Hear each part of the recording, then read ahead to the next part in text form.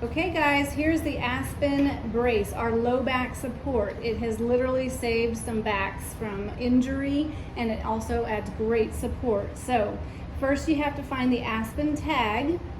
This will go in the top position. You're going to wrap the ends around your waist, overlapping them in front where the material grips the opposite side. Slip your thumbs through the holes in the pull tabs and pull away from your body. The left pull tab controls the lower compression and your right controls the upper compression. You're going to adjust this as needed for your comfort level. Place the hook side of the pull tabs down onto the grip material to secure it, like he's already done.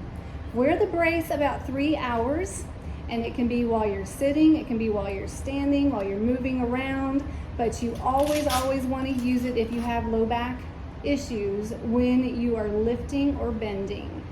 So this is definitely something that can help you out a lot, and you are going to wash this by hand and line dry it.